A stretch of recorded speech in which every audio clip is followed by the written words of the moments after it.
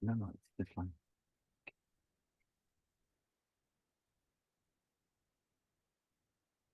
Good. Oh, thank you.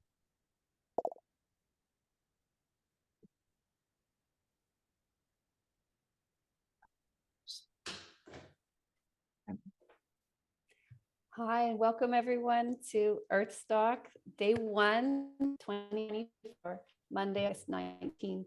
I'm so happy to be here with you Mark, in the if European you section. your Um, mouse.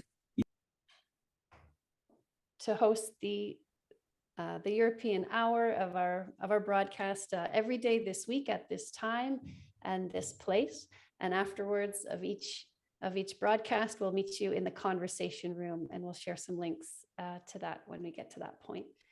And so I'm just so happy that today we're starting with the women's paddle with the deep, dark, divine feminine. So we've assembled some really beautiful, powerful women to talk about the mystic and ancient aspects of divine feminine and why that's important as we're walking forward to a transformed world where men and women live in harmony with the earth and each other. So I'd like to introduce our first guest today. This is this beautiful friend of mine who's been a longtime colleague and amazing visionary and inspiration to me, is a designer and creator of the ancient future, the transformative experiences and systems. She's from Egypt and Canada, and she's a new mother. And she's the founder of Together Mabad, which is a community movement for planetary co-creation coming out of Egypt and Africa. And she calls that where that's the mother of civilization. So Mona, hello. Hello. Yes. Hello. Very happy to be here with you today. Should I just jump in then and share a little bit more? Yes, let's go ahead and tell us a little story about your work, and then we'll go to each one at a time. Sure. So I guess I'll start at the beginning of kind of when I had my awakening, and I'll share a little bit about how the divine feminine has come into that and woven through that journey of awakening and co-creation. So it's about 14 years ago that I kind of had a spiritual awakening at Mount Sinai, where I had the intention to create a peace center. Um, and it showed me a vision of a movement coming out of Egypt, Africa, also Jerusalem, sort of this part of the world. Um, and it showed it going across the planet and co-creating communities on every chakra acupuncture point of the planet and uniting us as an enlightened social body, where each of us was like a cell in that body, and each of the organizations were like organs in that body. And I was quite new to all of this, so these visions kind of shocked me. I was like, wow, okay, that's what's happening now. And of course, when I asked, how is this possible? Um, how can this be possible? And one of the first things that came to me is something that actually Kara was involved in co-creating many years ago, which is something that was called the Magic Canoe at the time. So it was a sort of thesis and essay that was about, how can we unite humanity as an enlightened social body? And if you look to ancient civilizations, and I mean, part of my journey took me to decoding then and, being guided to many ancient civilizations. And we see that there is almost always a boat of some sort. All creation begins from the primordial waters and begins with some kind of a boat, So in ancient Egypt, we have the solar bark, there's Noah's Ark, there's the canoes in the indigenous cultures and the Canadian and Maori. Um, yeah, there's various types of boats, the Ark of the Covenant, um, and they basically all in my quest for understanding represent the womb. And if we are talking about wanting to create or recreate a new earth and unite as the enlightened social body that we are, actually, we are one body. We just have forgotten, or we're in I would say, a dormant state. We haven't quite been fertilized yet, which I'll get to because the divine feminine also uh, understands the art of fertility rites. And, and yeah, how nature creates. So, um, yeah, so basically I embarked on this quest many years ago of creating what I now call the mothership. and the Mother Fund that goes with it, that is like a vessel for many people and organizations to jump into and to co-create in the way of nature. And I speak about that as the ancient future because it's really timeless wisdom, you know, that goes back to all ancient civilizations and yet is part of how we can bring forth the future. And I think I'll speak to some aspects. I love that you called this panel the deep, dark, what did you call it? The deep, dark, divine feminine. Um, it speaks very resonant to how I understand the divine feminine, especially in Egypt. Egypt is known as the land of alchemy, right? Where, and used to be called Kemet, and it means sort of the dark, fertile soil. And it's that place of creation, which is the void, is the darkness of the womb. I feel it very much connected to the wisdom of to the Dark Mother. Um, and I feel like that's very much one of the powers of the feminine that we need in this time, and that has been undervalued in terms of a superpower and force that is needed, is the ability to dive deep into the darkness, into the heart of darkness, and bring light there, you know, and to see the love that is in the heart of some of the most difficult things there is to see in the world. Like, I think many people would agree that we need women to bring peace, you know. There's a kind of compassion and understanding, but and that seeing that darkness and part of the alchemy of it, which I think the divine feminine, again, it's in her womb, and she's really an alchemist in terms of the ability to transmute that, is seeing that inside of ourselves and outside of ourselves, right? So recognizing those, that all humans, we have the shadow and the light, you know, and to be able to see that that darkness and bring light. It's like bringing that fertility, that light to the heart of the void that can then create new life.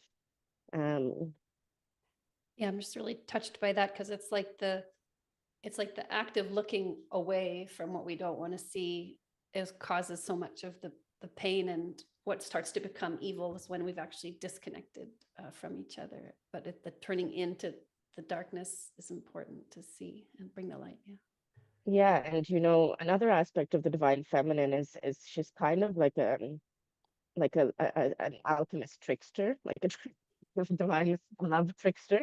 That's one of her aspects. If you look at Isis in the ancient civilization, you know, she's kind of mastered the art of metamorphosizing and being able um to shapeshift in terms of her, you know, the goddess of 10,000 names is another way we call her, right? That she has many faces and can be united in all of her aspects and bring online what she needs at any given moment. One of the things I think is interesting, you know, is just in the cosmic joke, kind of, if you take a look at the bigger story, you know, we have like Isis in ancient Egypt, right? She's the great mother, she's the mother of civilization, or one of the great mothers of civilization. And then we have the terrorists called ISIS, and we have our president that's Sisi, that's ISIS backwards, the current president of Egypt. And you know, if we look through the lens of separation, then we can see, the terrorists have taken this name, you know, from the great mother that is the Dark Mother. But I feel like it's also her actually showing us what we're manifesting, you know. So she has both that side of grace and beauty and the side of fierceness and kind of Kali that's like, okay, I'm going to show you the distortions here to the feminine, and you know, I'm not going to hide it from you, I'm not going to sugarcoat it. She also has this fierceness, um you know, Yeah, that great. calls upon the sacred rage and to change things, right? And I think that's one of the forces we need as women, is to unite and to stand in our power and know that, you know, we have the power to create the world we know is possible.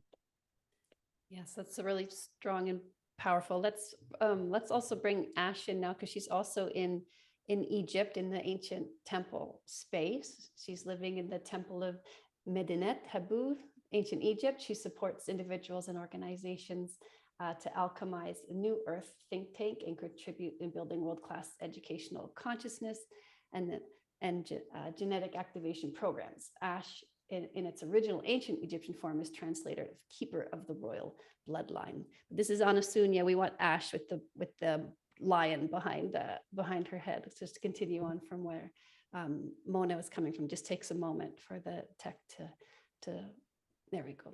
Yeah, welcome, Ash. You were joining us from Japan in the middle of the night tonight, so I know you have a large following there and a great commitment to being in touch with the ancient power. So what would you like to share with us today?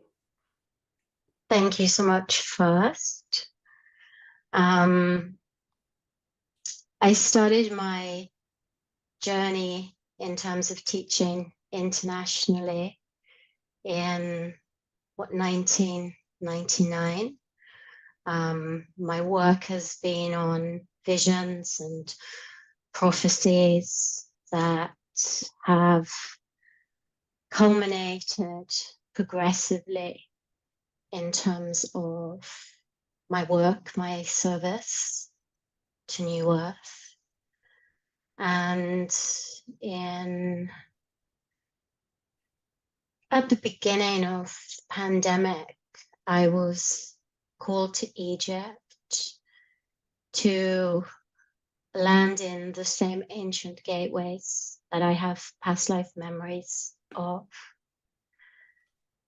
And those past life memories are the teachings that I work with today. These are missing parts of our wisdom libraries in terms of our consciousness, our genius, our intelligence, our capability to protect and guide and lead transgenerationally, beyond status, beyond culture, beyond labels. So Egypt is a deep womb, the deep womb of time that is the goddess. The Black Goddess is the human that is healed, the Black Star. And so for me, in terms of the legacy of the goddess within the context of Egypt, every possibility in terms of our quantum field of intelligence, our quantum field of metaphysical potential, our quantum field of divine potential and divine intelligence is possible and available to us. The ancient Egyptians were capable of earthing and grounding this through vast systems of time and timekeeping. So this is my legacy. I believe you should know that I don't just work with field research. I walk the ancient lands of Egypt. I walk the ancient lands of wherever I'm called to work. And I'm particularly interested in taking reads on the consciousness, on the psychology models of those that are leading New Earth, so that we can indeed weave the goddess, the womb of time, through us, through our dreams, and through all impossibilities in the third dimensional timeline, so that we can indeed create the new womb of humanity on Earth.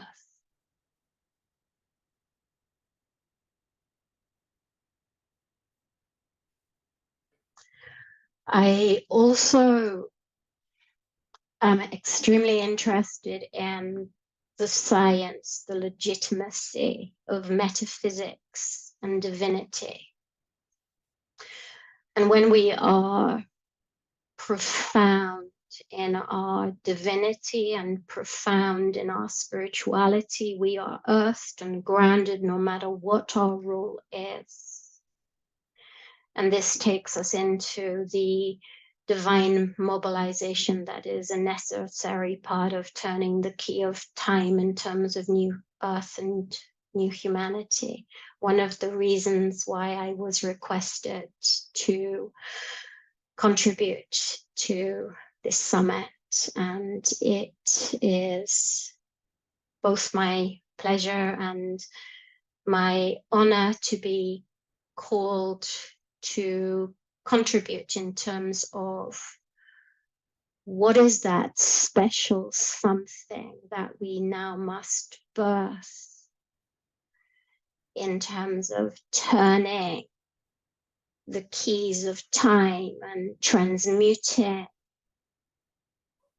the psychology that limits our human reach, our human service, our human potential, our human intelligence.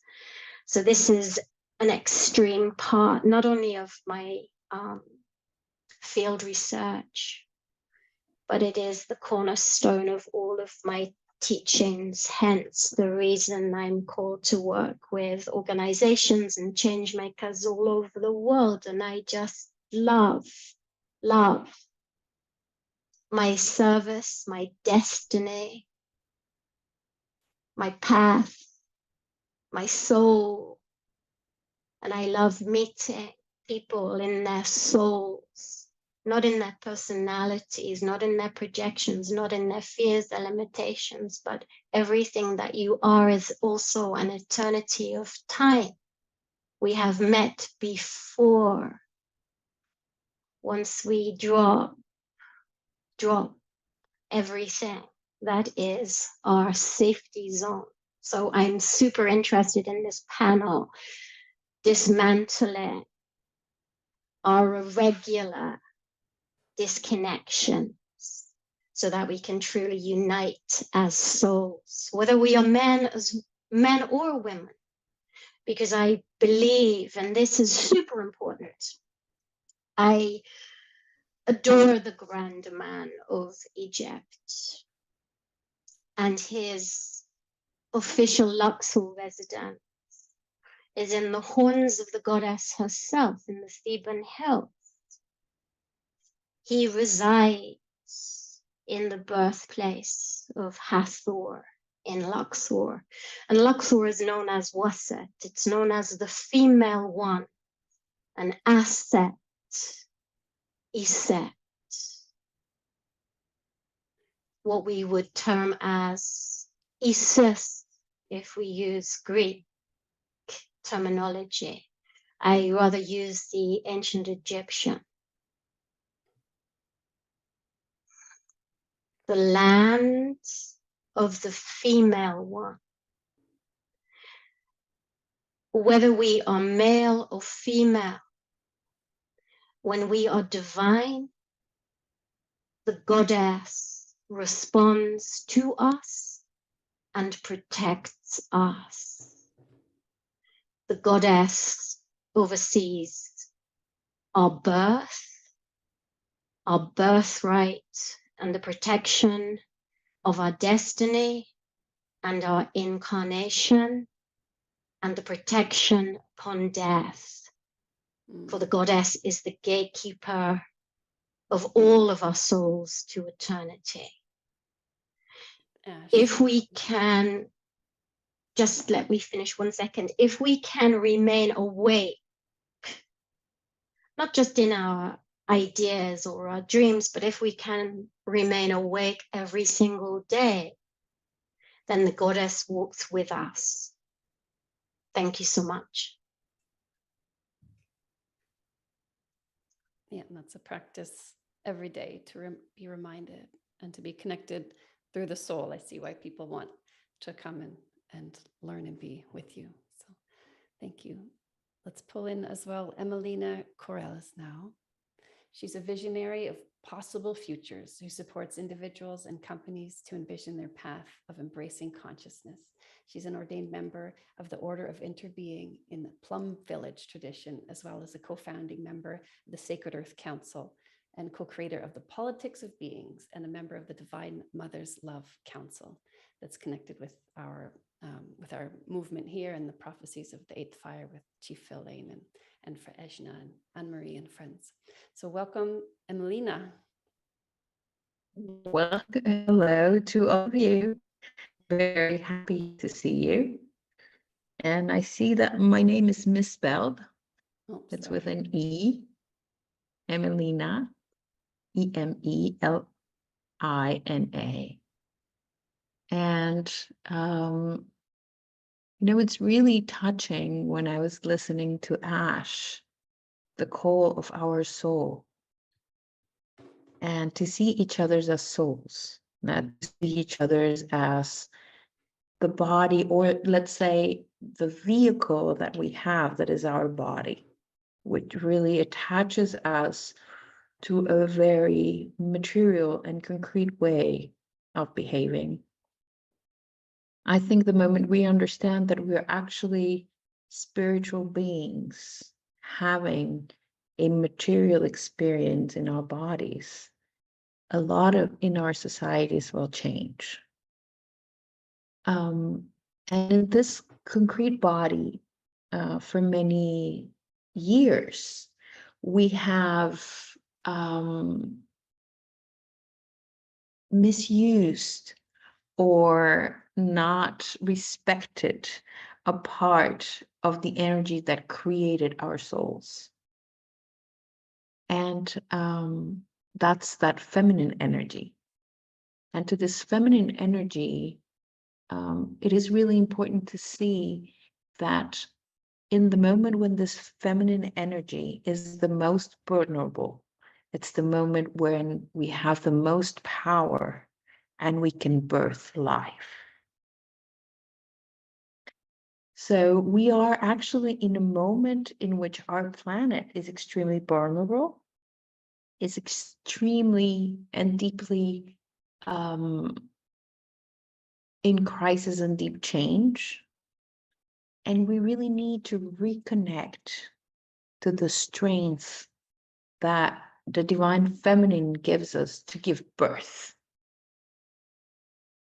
And in this process of giving birth, we are calling to a rightful connection, meaning that it's a passage, is a rite of passage that we have to go through.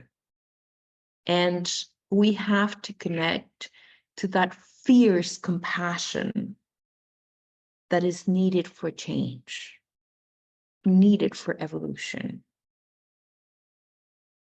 And the strength of the mother, of the divine feminine, is that strength, is the courage of a moment in which the head goes through the tunnel of the vagina and it's the most painful moment. That's where we are. We are in this cry in which something is dying and something is being born. And the feminine energy is the one that is needed to hold. And it's not only me that is saying that. Even people like, for example, the Dalai Lama, he believes that it's actually women, the ones that are going to give birth to this new world. Why? Because we come here today and stand in the power of healing the wounds of violence and trauma that have been given to all members of this society in the disequilibrium and disrespect of the divine feminine in all her ways. We wanted to believe that women were only this little sweet thing, fragile, that we could own. And it's the same thing we're doing with Mother Earth. But no, the divine feminine can have that sweet side. But the deep power of the divine feminine is the strength of giving life and transforming beautiful minimum cells into a growing human being that can scream and breathe life as the most precious things that happens. And is in there in which we can be, we can flourish, we can grow. And then as individuals, women are respected, men are respected. We can all share our emotions. But in that process, we need to heal ourselves from all the collective trauma that we've been carrying as a human group of people, separating ourselves from the rest of creation. And today is really a magical moment because the moon is there and beautiful, reminding us cycles and reminding that us women are the holders of cycles, of time cycles, the short ones and the large ones. And as guardians of that beauty in time, we need to be present and to call to our deep strength to be able to give birth to this new society and this new relationship with nature. Thank you very much.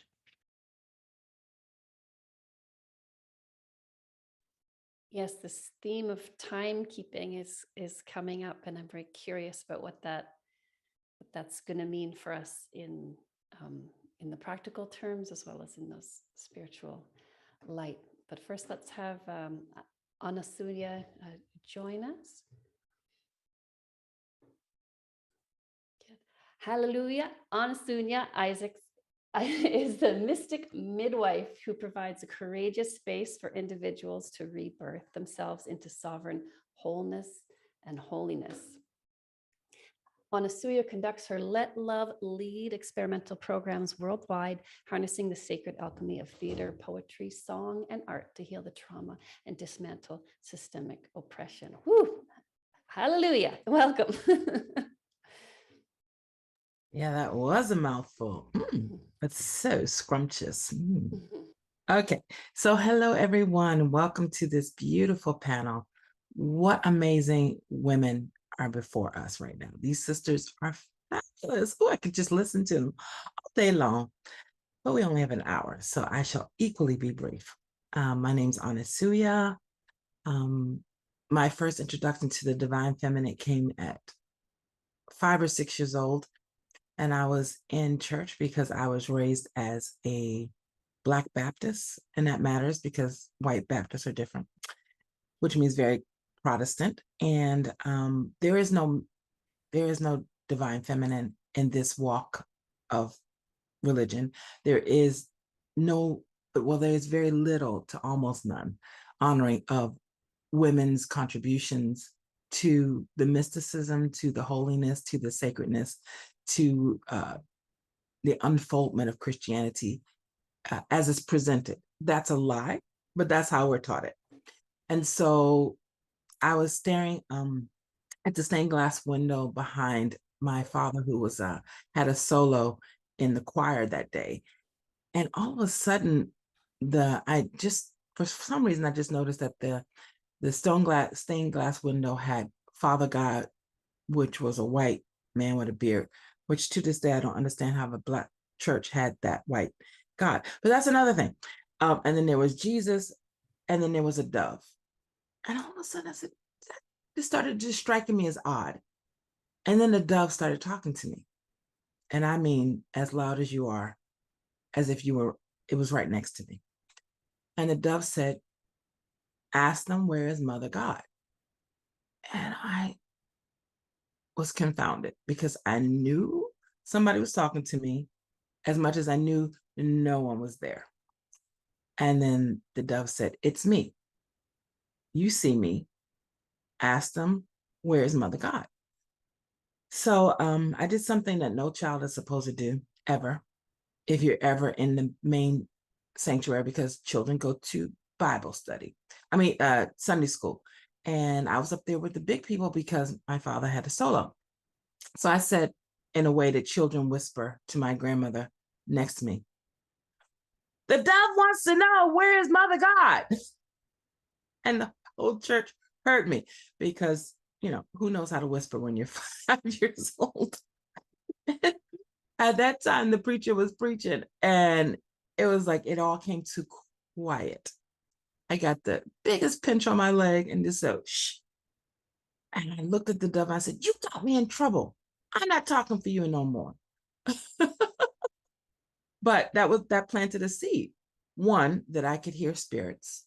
Two, that there was something more than the Trinity I was presented. And three, it planted a seed that there is more to everything. And are we listening to the invisible as well as the visible? So I embarked, that seed took a while to germinate, but at 19, I was introduced to a mystic path from India that is very much based and structured around the divine feminine and how the divine feminine works with the divine masculine, which I had never heard of. Are you kidding me? There is both. And so I started to really grasp the beauty of this sacred union between masculine and feminine, God and goddess, and knowing that their roles are very different and equally important, which I also never heard as a Black Baptist. And before that, that was at 19. And then I didn't know how I could stay with that particular teaching. So I studied with the Sufis. I studied a little bit with the Baha'i. I studied with Kabbalah. I studied with the Buddhist. I started learning how the divine feminine shows up in all these different cosmologies. And I was like, we are really missing out over there as Protestants. And I say that because Catholics do have some form of divine feminine with Mary, the sacred Holy Mary, Mother of Jesus, as well as all the saints that are women. But we don't have none of that as a Baptist, as Protestants. So when I came back at 25 to this spiritual path that I was introduced at 19 in India, I had a fuller understanding of the importance of women's voices and women's reflection, as well as the importance of honoring God the woman, God the female, God the mother. So then I started doing more research and found out that God being honored as woman is actually more ancient than God the male, the father, which blew my lovely mind, and so since Homo sapiens been Homo sapiens, because I don't know what the pre-folks was doing and believing it, but since we've been Homo sapiens, God was a woman. So we're talking over 60,000 years. And patriarchy is debated between 6,000 years old and 10,000 years old, which means we had a long time when Earth had the presence of people who had sense. So the Earth, I was taught from this journey how much mother has been denied us. The concept of mother, the importance of mother, the essentialness of God the mother. Everything mother had been denied us. And I had vowed to let's take that stuff back. Let's take the truth back, because Earth is the mother. The cosmos is a mother. Women with wombs are mothers that can give birth. I should say that can give birth. And how amazing of a great job that patriarchy did to strip away from our consciousness all evidence and knowledge of God the mother, God the female. God is essential. Mother God is essential. Mother God, the source of everything. And by doing so, by perpetrating the lie that because of Eve, women don't deserve any say and have no value and need to be controlled and dominated, because of that lie, we have not been taught the true source of who we are. Not as divine beings with a divine mother. Women have not been taught that they are equally divine as a co-creator with the divine to bring new life to this earth. And we're not taught to honor the earth anymore. Whereas before, our ancestors understood the value of the dark Black earth as much as they understood the importance of the black sky, as much as they understood the importance of mystery, as much as they understood the mystery that is the womb. They honored it. It was sacred. All of the figurines and artifacts that have been discovered that are 10, 20, 30 more thousand years old prove that God was a woman, because they are all fecund, round, fertile women who gave birth to their humanity, to that set of people. So I'm all about being the midwife, the mystic midwife that helps us, supports us in recreating, reconceiving, recarrying, and rebirthing ourselves with the truth of who we truly are. And one of the lies that they've denied us is also the lie that we are all from the same mitochondrial Eve, a wonderful, probably very dark Black woman in Africa who birthed all that have survived to this day. Now, there were other Black women at the time, but the gene that exists in humanity that sprung out of Africa and went to New Zealand, Australia, Asia, Europe, and down over to America. That mother that is evident in that gene, epigenetics, that is in each one of us, is African woman. And that lie has been, that truth has been denied us. So all forms of mother as source of life, of creation, of essence as the essence, all forms of mater, which is Latin for matter, which is also matter, which is the substance, the physicalness of it. All the truth scientifically has also been denied. So how do we reclaim that? How do we take back the truth of who we are so that we bring back the balance?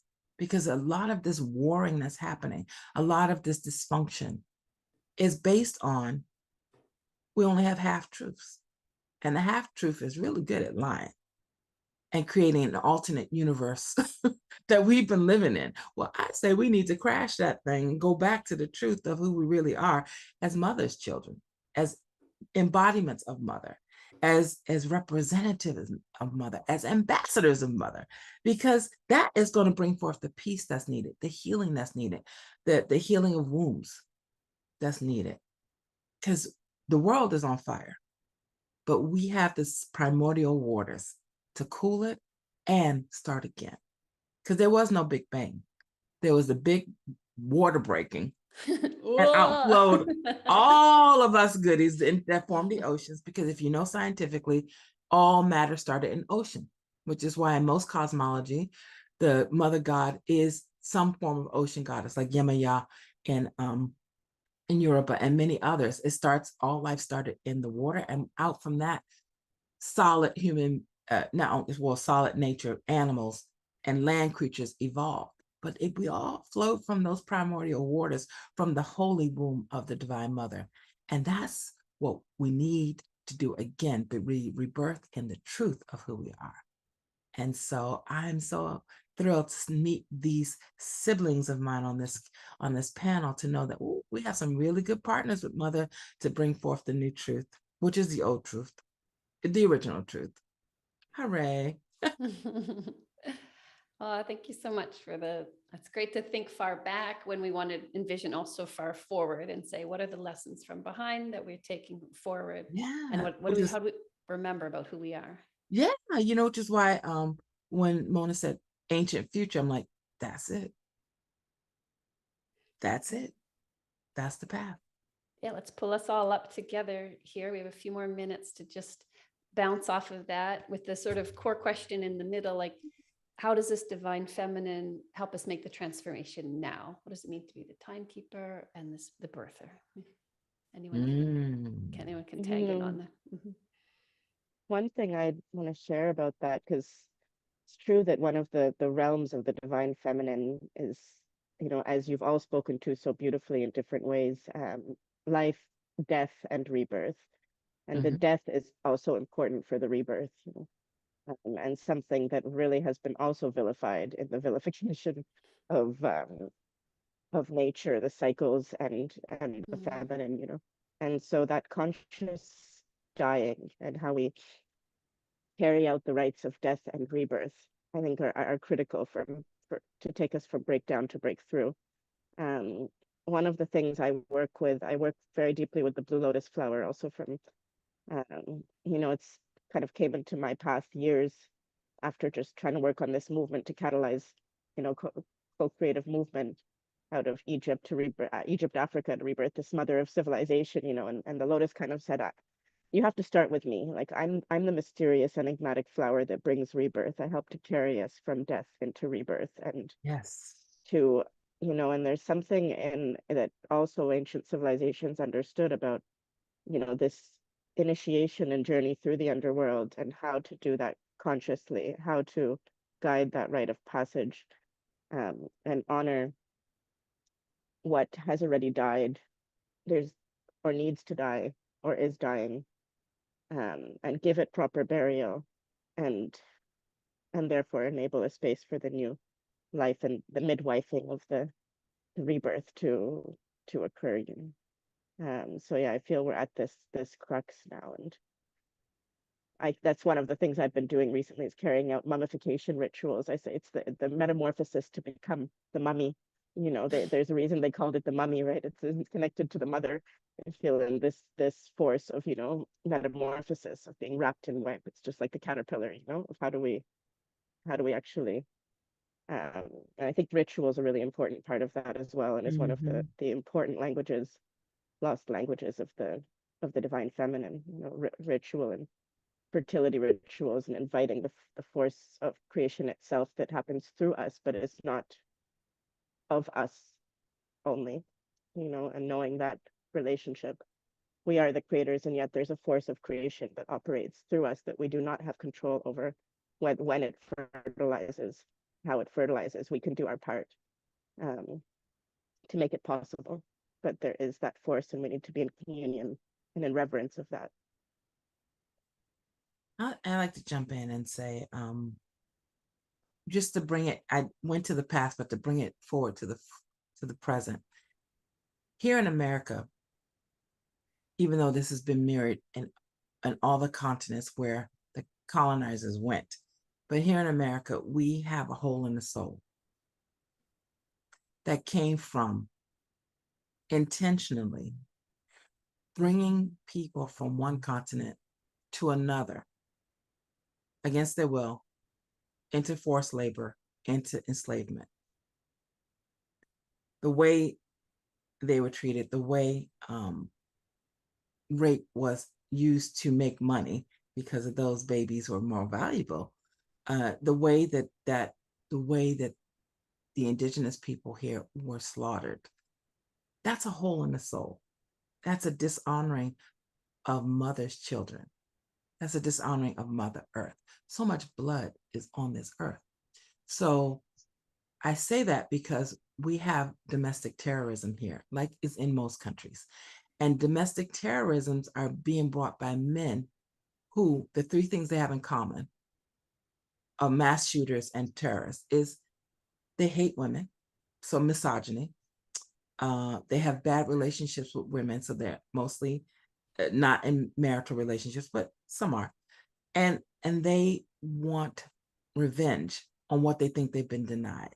So in terms of the way forward, we have to rebirth these males some kind of way. We have to rebirth them in the truth of the divine feminine within them, as well as reconnect them to a new relationship to mother that isn't the one that they have right now. Because a lot of this violence is misogyny based and very dangerous. And this is being repeated all over the globe right now. And this is one of the first things we must do, find a solution for, is how to reach the boys and the men so that we can decrease to eliminate mass shooters, terrorists, people who join these forces of destruction, whether it be gang or whether it be ISIS. There's a reason they're doing it, and that we have to address that. Yes, we have to heal the women. Yes, we do, but we also have to reach the men and the boys. On a practical level, I see that beyond debate, we must move into the divinity that shows the way in terms of our communities. So we make small efforts at grassroots level, which is holding that worm of time in our daily exchanges. I have a project in Egypt called El Bawaba. It's the gateway. And that gateway supports community. I treat everyone the same, regardless of status, culture, sex. Doesn't matter who anyone is, just as long as they're treated with respect. And we see that on a deeper soul level, there is change. And that is real healing, not a technique of healing or a practice of spirituality, but the kind of healing that is, of course, from the soul. Something interesting here about the goddess. In ancient Egypt, the goddess is both the mother and the daughter of Ra. So we have something interesting here. 2/3 of creation. And so in order to heal the timelines of humanity, we need to heal our own timelines. The genius is within the archives of our own incarnation. And the genius is in freeing ourselves so we can free those we love within our own communities. This is the grassroots work. I'm British, but I'm Egyptian and I'm Muslim. I see so much of the solution is in the individual who is leading the organization. If that individual is not leading from the soul, then they are not leading from a pure place of ethics. This is the critical talking point, and this is the place in which we gain respect from other cultures. And this is also the place we gain respect from the goddess. Her metaphysical genius materializes to serve us. She honors us.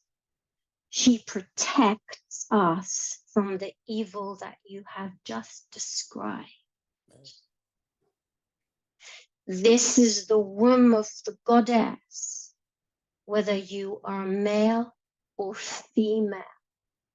This is the ethical spiritual path. This is the point. So many spiritual communities are missing in their debate and in their egos. So we must open this out in terms of real discourse and discussion. We are only as good as human beings and our service if we unveil our souls. I feel so strongly like the goddess speaks through me on this point. And I am a channel also, but my channeling is used to impress the intelligence of time upon those I meet and those I serve. This is the magic of Isis herself. This turns the keys within our systems, our societies, our cultures, and we start to heal this world that we are destined to heal at this time. Yes. Yes. Yeah.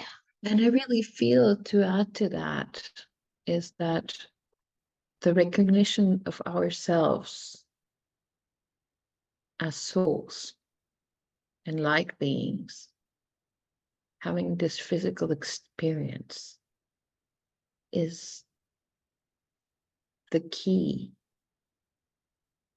for that understanding and capacity to leave back all the pain that had been carried through the trauma of war, through the trauma of lack of understanding.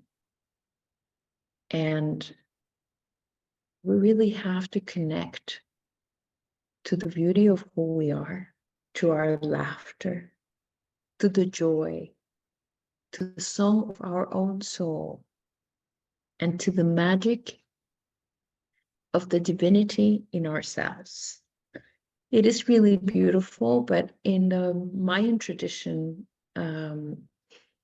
there is a symbol that is similar to the yin yang, but it's called the hunapkunu, and is a symbol which normally is in black and white and is an intricate symbol, and it symbolizes the double unity of the divine. And it symbolizes the two energies that are there and that are inside of us in that beautiful soul, and that we need to honor with every action we do every day. And I say that and I remind it to myself, it doesn't mean I can practice it. It reminds me that it's just the wisdom that should guide us, is our North Star. And in the moments when it's really difficult, when it's really hard, that's the place we need to connect, to remember and be aware that we are divine star dust, that we are beautiful souls that emanated from the divine. And that is our biggest power. It's so great. This is the last thing I'll say. When you ask what is the way forward for the divine feminine, is joy. Absolutely ecstatic joy. Because one thing patriarchy does is suppress our joy, our love, our passion to dominate us and control us. The way they shut us down and cut off our throats, cut off our speaking, and our necks is the source of our speaking. And this is connected through the vagus nerve with our cervix, which is the neck as well. So how they control us is through the womb and through our voices. And we need to take that back in joy. Have a lot of orgasms. That's the most important thing. We have to be ecstatic, because nothing is more powerful than a woman floating in ecstasy. Nothing. That's what they don't want to see. So they make us bow our heads, be shameful, make us think we're dirty, and all these other lies. You know what? Nothing drives them more crazy than ecstasy and bliss and joy. And so we got to take the pussy back. We just have to do that. We have to reclaim it, because that is the greatest form of resistance. That is the greatest revolution, is joy. Do everything with joy. And that doesn't mean there's not times for crying. That doesn't mean there's not time for rage and burning shit down. We all have Kali in us, and we need to use her at the right time. But we are first and foremost ecstatic beings, which is how we were able to create the multiverses. It's in joy and ecstasy. When Mother and Father God got together, they were making love, and they created us in their bliss. We came from bliss. We just have to remember that and take it back. So that's all I got to say. You are You're muted. muted. You're muted. Yes, so thank you so much. That's a wonderful way to wrap up in joy. I just want to invite each of us to give a word or a sound that represents that joy and that transformation you want to bring to the EarthStock Summit this week that we're opening up in this energy. So just go with Mona, if you can first.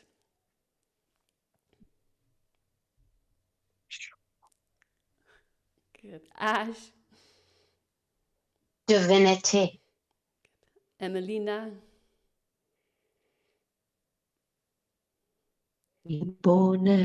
Wani no yo tatsi, latso kamati to nansin.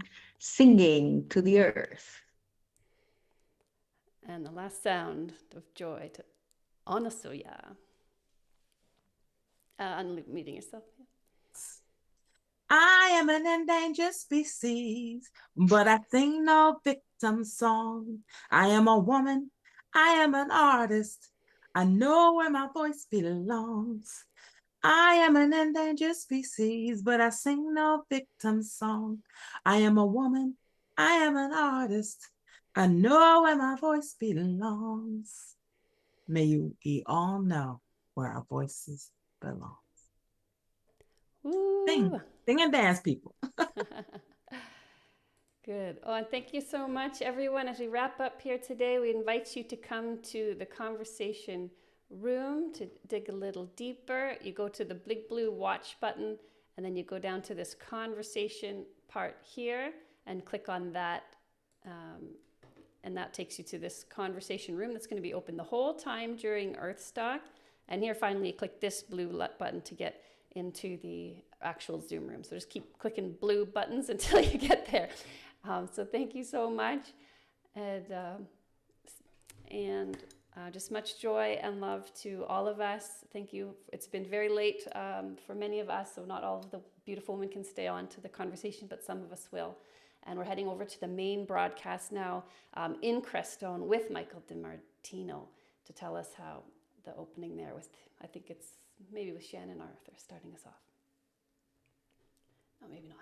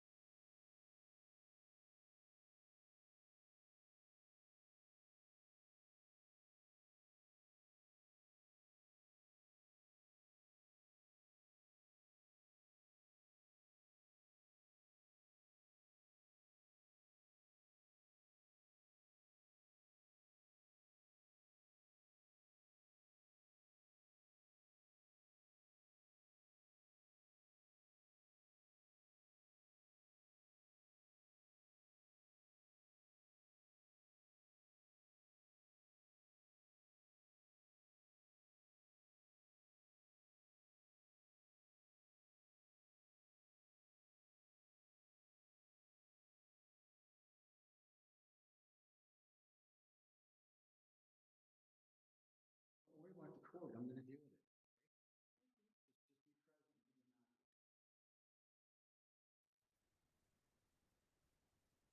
with it.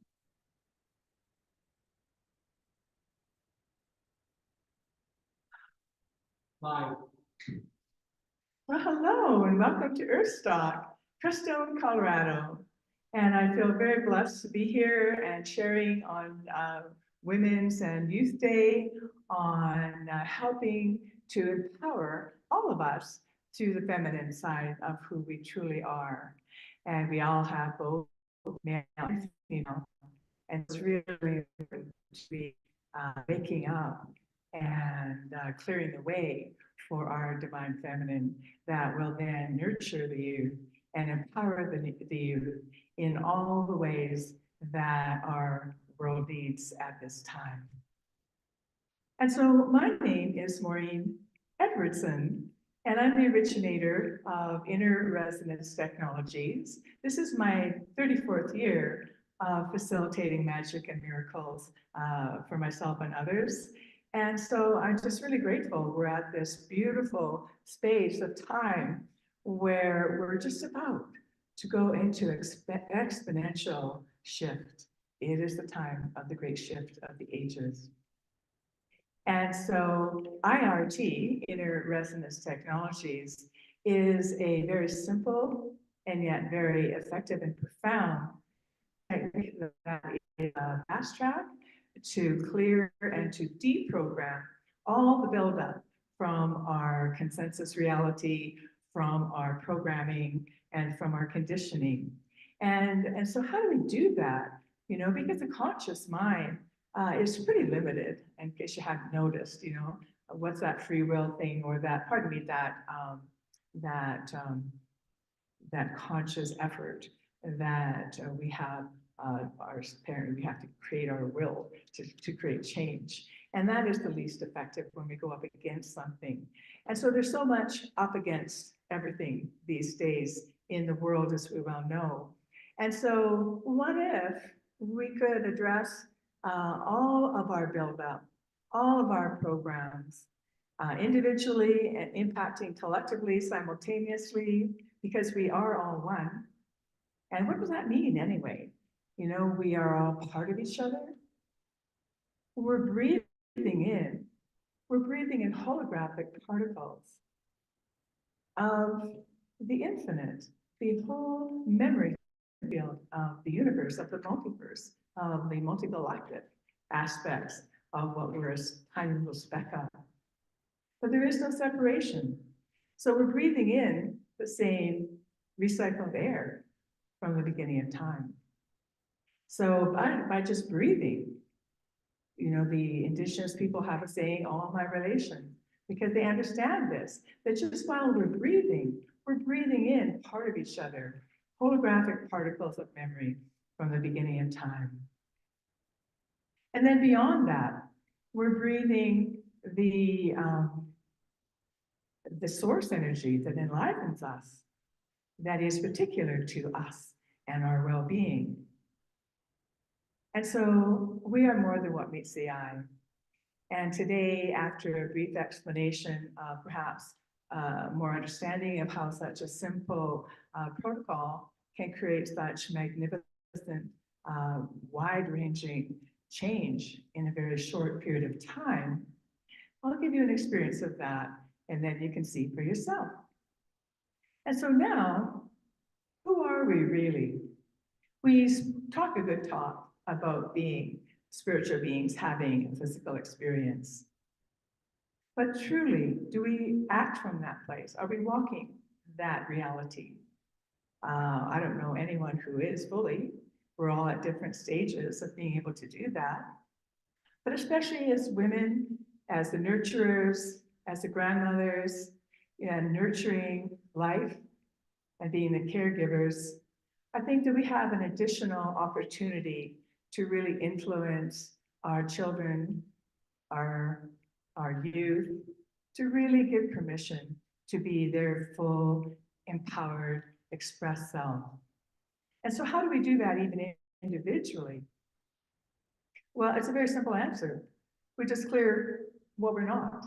we just clear what's been contracting us and making us small and doubting ourselves, because the absolute truth is that we are more powerful than we can even imagine. We're quite magnificent. I have a small story. I was in Spain recently, and I had an unexpected heart attack. Well, yeah, heart attack, wow.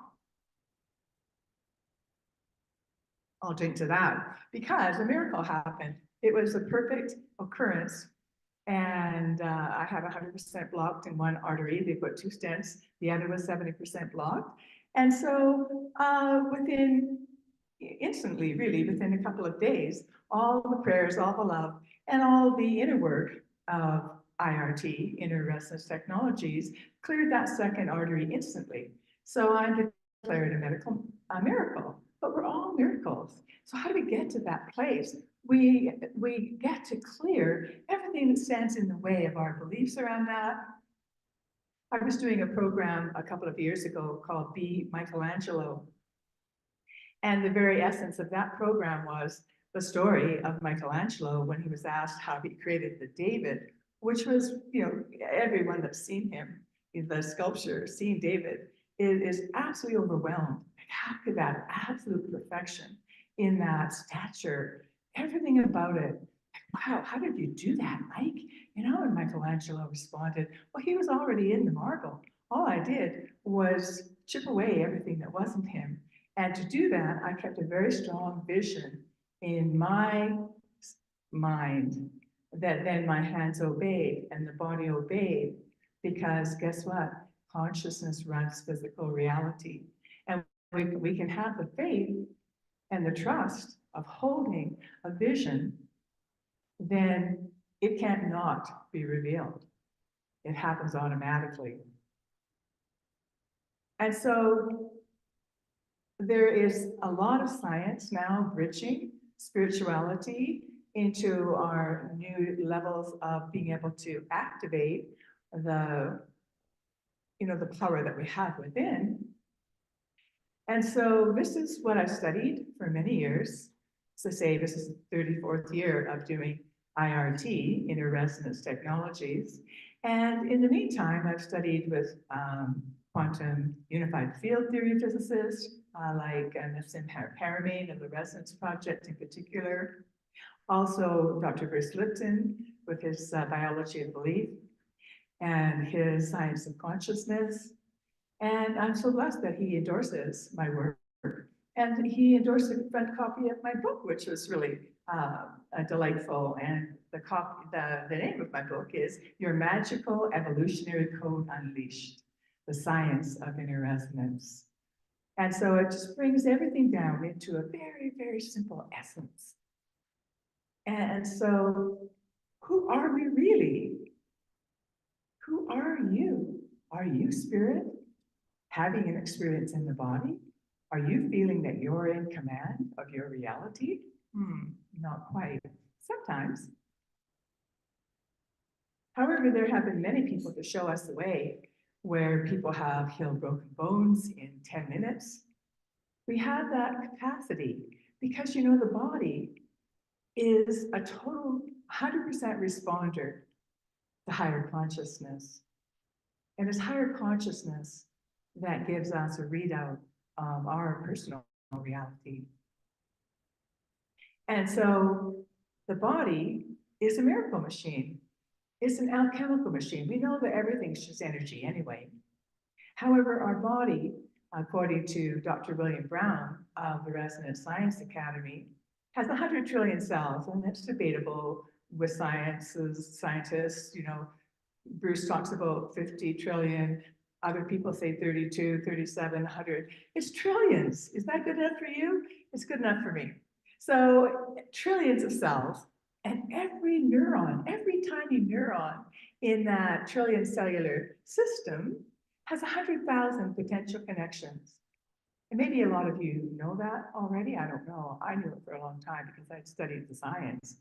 But what's truly gobsmacking for me is that each one of those 100,000 potential connections in each neuron in that trillion cellular trillion system has 85 billion wormholes into other dimensional realities. That is amazing. That, to me, is miraculous. So our body is a supercomputer, it's a quantum supercomputer that is always unequivocally, instantly responding to what's in our field.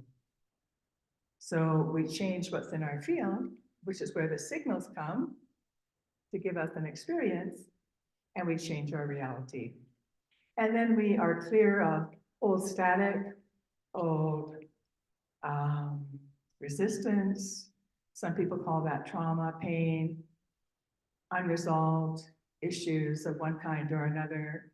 And it could be just like a simple accident where you've broken your leg.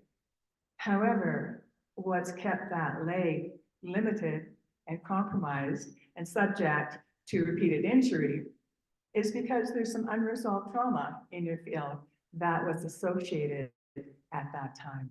It could be that you were going through a breakup of a very beloved relationship that wasn't your choice. It could be somebody that died. It could be many, many different things. And that's what keeps those unresolved issues charged up in our field. So that's the work, isn't it? Our work is to clear the trauma, clear the pain, clear the unwanted reactivity that gets us into trouble. And so how do we do that? And how do we do that elegantly? How do we do that quickly? Because, you know, as many teachers, including Bruce Lipton says, you know, we're right at that edge, right at the brink of destruction. So how do we pull ourselves back from that in all the quadrants, all the aspects of our humanity? It starts from within. All the wars, peace begins within. So how do we do that? So I'd love to share the protocol. I call it a protocol. It's not a process because there's no time in that quantum aspect of who we are. And so, especially dealing with the trauma and the history of how women have been marginalized and treated, downtrodden, if you will, limited. Gosh, you know, the women only just got the vote in North America very recently in our lifetime. And it's pretty shocking what still happens in many places in the world to women and subsequently to children. And so the protocol is so simple, it will underwhelm you, but I'd love to share the steps and to allow everyone to have their own experience. And then I believe this is being recorded, so then you'll be able to watch it over. And also, I'm really blessed because I get to do 7 presentations this week at EarthStock. This is just the beginning. So we want to just clear all of the resistance, all the static in the field, so that you, and especially your feminine aspect, can be fully integrated and balanced with your male side of being able to carry out your inspirations and your creativity and your desires to make the world a better place. And at the beginning of EarthStock, there's so many different opportunities and speakers and workshops and wisdom keepers from all walks of life, from all countries, from about 30 different countries. There's going to be 12 hours of broadcast every day from many different places, as well as those of us here on the ground. And so 5 this week, I'll also be doing an exciting presentation with my dear friends, Andrew Cameron Bailey and Connie Baxter Marlowe on the trust frequency. That will be broadcast here at the same time tomorrow. And that's 1 o'clock to 2:30 Mountain Time, Crestone, Colorado. Beautiful vortex here. And so we're so blessed with this energy.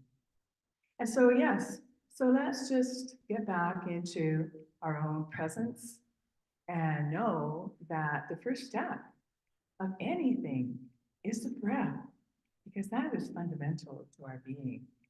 So our breath is our spirit. And so that's the first step. And then those of us that have spiritual teams get opportunity to invite whatever supports us in the unseen. However, people also can be atheist and agnostic, which is not knowing. Atheist is knowing there's nothing, or believing there's nothing except here. And the truth is, all perspectives are correct. Because even if that's all there is, we are part of, in one way, all that is. So honestly, it doesn't matter. And yet we all have different beliefs. We have different ways of being and being guided. And those are very important to know. So everybody gets their chance and their opportunity to call on and invite whatever is there spiritually that supports them. And so the next step is the body, because we know we've talked about the body as a miracle machine, as an incident responder, as a quantum supercomputer.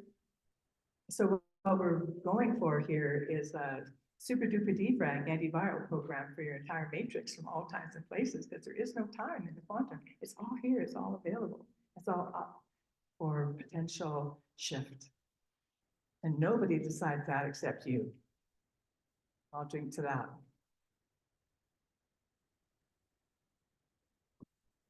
And so we want to, because the body gets contracted and it gets shut down and it doesn't work as well when it's stressed, because the blood can't flow, we can't get the nutrition in, we can't process the food properly.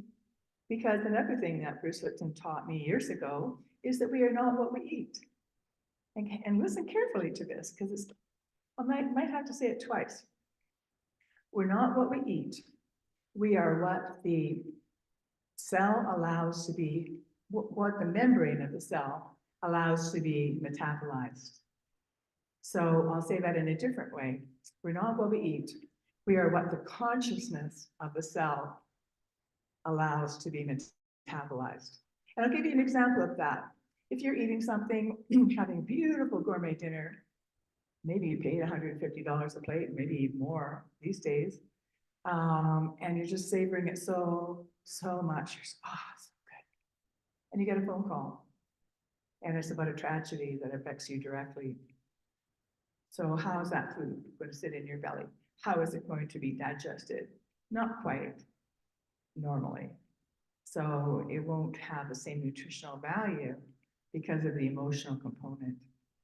And just as the example I gave a few minutes ago of the person that maybe breaks their leg and then they have, a trauma in their life around the same time as that gets, that happens, then if that trauma gets paired with a physical experience of injury, that will keep that injury from fully healing in the body.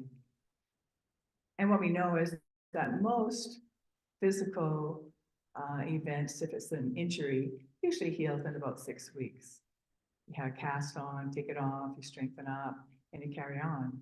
However, if there's any emotional residue still reverberating in the field, then that prevents full healing from happening. And so that's why, when you heal some past injuries, that includes any emotional and mental component that's been stuck, then instant healing happens. Sometimes it's a person's future self traveling back in time and redoing a historical event, like a car accident. So you can time travel with higher consciousness and change your physicality. It's quite remarkable. And more scientists and people experiencing this are validating this. So that's one of the things that I can help facilitate for people. Have them tell a new story. And sometimes they need to tell that new story 4 or 5 times. And it's really fascinating because when they tell that new story from an old injury that they're still hobbling around with, then each time they tell the new story, there's more detail. Oh, it was a sunny day. Oh, and after that didn't happen. We went out and had the most marvelous time. And we had a great adventure and ended up crossing that creek into a whole new zone we'd never discovered before. And we hiked for miles. And so then that person comes back into conscious state and their body is fine. They can walk and run and hop and dance and do whatever they need and want because their body just healed itself. Because the body is always listening to everything we say. So that's another way that people say, well, you know, change your thoughts, change your life. But where do the thoughts come from? The thoughts come from old, unresolved assumptions or events or experiences, and we make assumptions and we create beliefs. And there's a good saying, you know, especially with Bruce Lipton's work, biology of belief. However, the tagline for inner resonance technologies is beyond belief, creating new realities, because we have the power to do that. And we haven't really remembered that. So who are we really? There's that question again. Who are we really? We're human. Have you ever heard someone say, oh, I'm only human, or you're only human, you know, forgive yourself, whatever it might be. And yet, what is that word, human? Does anybody know what the word hue means? Hue is another name for God. Isn't that interesting? So in different ancient spiritual traditions or religions and current ones, there's a spiritual tradition. I'm sorry, I know that the name of this group, but it's somehow just not in my current name brain.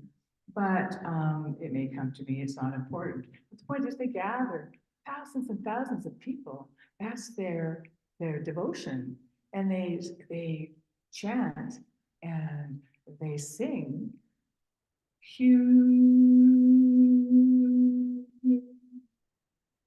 And you know, I kind of like that because it's so effortless. It's like an outward breath. And isn't it interesting that when something happens to us, we breathe in and hold our breath. So that's a healing in and of itself, just by saying, you. And to me, it's easier than Om because people get in their heads about Om, I, A, U, Om, Aum. And so they could just say Om, but most people kind of go through a mental struggle with that one. And so just clearing all of that stress, all of that buildup of what we should and shouldn't do, and come into a full allowing of our human self, our God man self, to integrate and then master this reality. I've come to a belief that that's why we're here. That's my personal belief. And I have a long way to go. But I am getting there. I had that miracle of my heart. So that's good news. I'm obviously very receptive. And that's all we need to be, receptive. And that's again the divine feminine. So, okay, so we're breathing in spirit, we're breathing in source, we're breathing in the limitless universe as part of and one with who we are. We are activating our bodies by waking them up because they kind of give up with all the fight and the resistance and I'll just have a little nap over here, you know. And then of course medications and other ways of healing come along. Oh, thank you, thank you. And then the receptors in our body, if we're just taking Tylenol all the time, because that's all we know how to do, then, you know, it shuts down our own inner healing response, our own endorphin response, which is the body's natural painkillers. And so you get an outside source, and just that's why a lot of these new external technologies are marvelous. And yet you want to be able to pair them up with your inner technologies. Otherwise, you know, they just go to sleep and atrophy. That's why children come born with the ability to learn all languages. But by the time they're in school, those dendrites and those receptors seem to be atrophying because, oh, not needed for this life, you know. No German, no Russian needed, you know, only English applies. And so then that's why children can learn a language very efficiently before they go to school.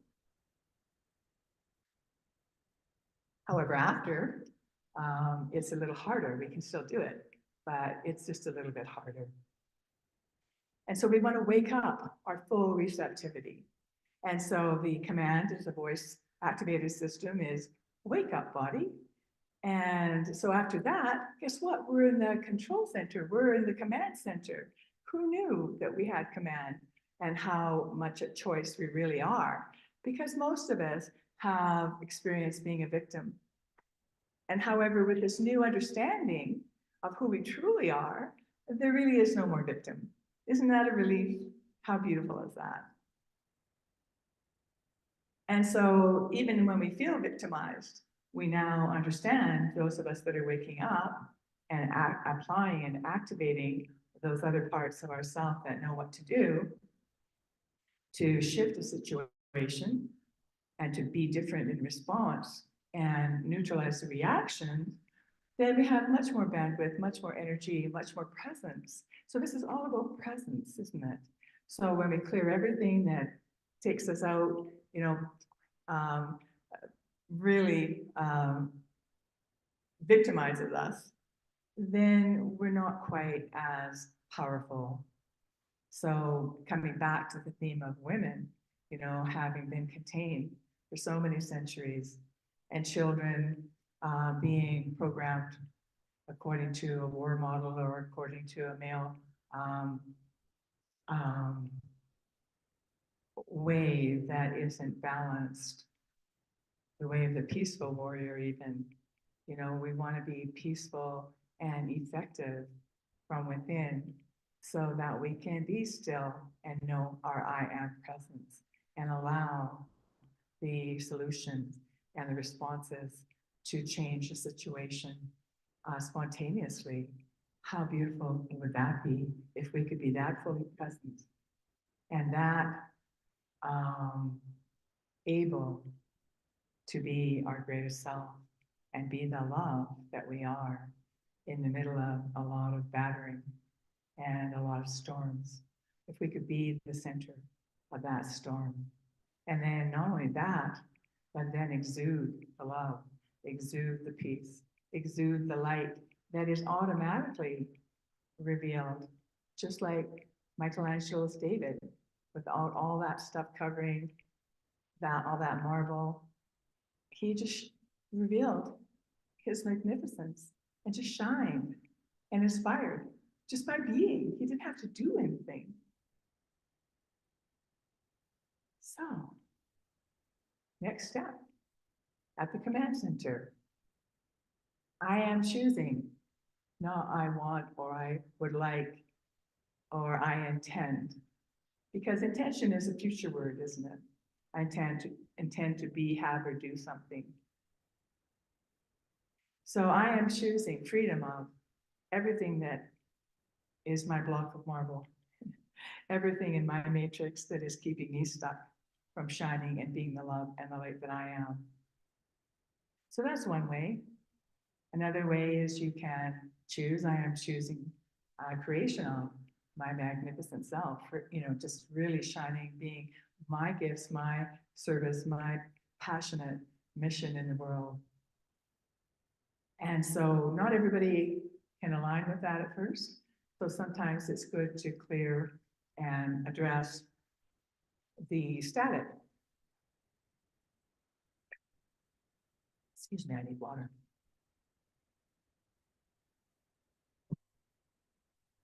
I come from the sea level of Vancouver, Canada, to 8,000. Excuse me, in the high desert. This is the second highest desert in the world, in Crestone. So I need a lot of water. And so the next steps are going through agreements that you put your higher self in charge. So let's start from the beginning and let us just go through the protocol in a very gentle and easy way. And there's nothing for you to do except just say yes. And yes and thank you as we go through. And then you know what's going on in your life now, and what's not necessarily working for you. And so I would invite you to notice over the next few days, especially if you're enjoying the full program of EarthStock, which I highly recommend, and see what your response is and how receptive you are and how at peace you are with perhaps different points of view, different opinions, as we are all here opening up in peace and receptivity to all points of view, and to harmonize and allow everyone their own journey. So that creates a whole new level of coherence within ourselves, and then that ripples out. And did you know that nothing brings us down? Nothing takes us out. The definition of resonance in physics says that there is a range of frequencies that are harmonious, that can coexist harmoniously, and they always then train up into the higher coherent state. So if something, that old saying, don't, hang around with turkeys if you want to be an eagle or fly with eagles. Well, the truth is, all that stuff on the lower frequency gets activated because it doesn't belong, and it's yours, it's your old experience. And that's the only way things can affect us, if we have something within us that is of a similar frequency. So what we want to do is just neutralize all this lower stuff so that we can just drop it away and allow ourselves to rise effortlessly in love and in peace and in the light that we are. Sounds kind of too good to be true, doesn't it? All right, so let's go for the ride. Sometimes people go on a magic carpet, and just go have fun in the multiverse. Other times people want to create a beautiful scene, happy place, but truly, when we get to the final agreement, which is allowing our superconscious to take over and do everything beyond our conscious mind, beyond our body's need to act anything out, we can even have a nap. Nothing is necessary at the conscious level at that point. So yeah, but everybody has their own way of interfacing here with their greater selves. So let's go for a ride. Everybody ready? Yeah? Excellent, thank you. So just know that you're comfortable wherever you are, and just notice that you're breathing, being present with your breath. And as you're breathing, just know that you are breathing in the limitless spiritual energy of higher consciousness, which is always available to us. And that is infinite potential. We're breathing our portion of Great Spirit. And remembering who we are as spiritual beings, breathing life into this body. And it's an opportunity at this moment to invite and say yes and thank you to whatever spiritual team, angels, guides, whatever it is that you connect with. And keeping it very simple. And when you're ready to continue, just say a simple yes and thank you. Thank you. And so now just paying attention to your body and where it's touching the world around you. Knowing that your body is that miracle machine and it wants to be fully receptive. So let's just wake it up, and the simple words that you can repeat after me are, wake up body, good job. And so now we're going to give the body some instructions and our whole field of our consciousness instructions, because we're in charge. So I am choosing, and let's start with, I'm choosing freedom of anything and everything that interferes with the truth of who I am as a beautiful being of light, of love, a spiritual being with full command in our personal universe, the highest levels of our soul.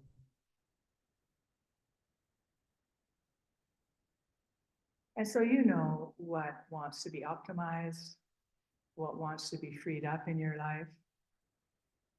And this actually is a one-stop shopping of clearing everything that's stressful, everything that's static and resistant, that's no longer relevant, that no longer is serving any useful, positive purpose for you.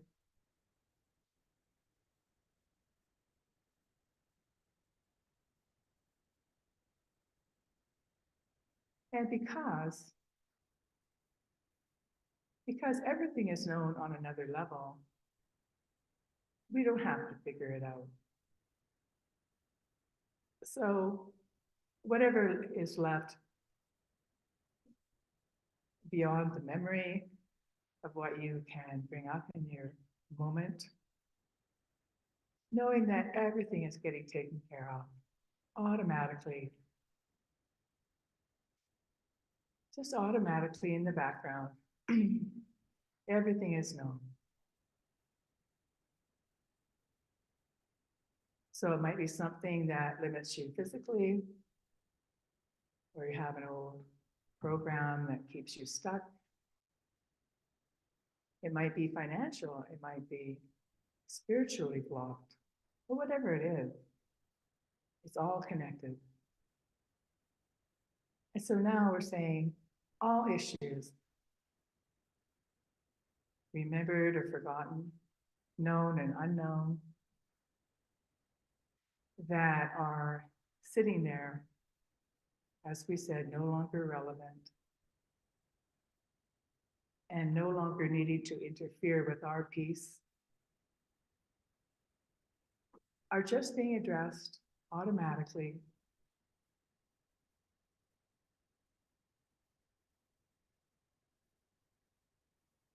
And just allowing all aspects of who we are to be addressed. And allowing all levels of memory to be addressed. Our whole life, going all the way back every microsecond, back to the moment we popped into the world. All the time, we swam around inside, just drinking up all our mama's programs and her experiences. All of that stuff that was never even ours. What a way to start. And then all the way back to conception. And then all of the material, all the information, all the unresolved issues from our ancestral DNA, which is also in a field all around us.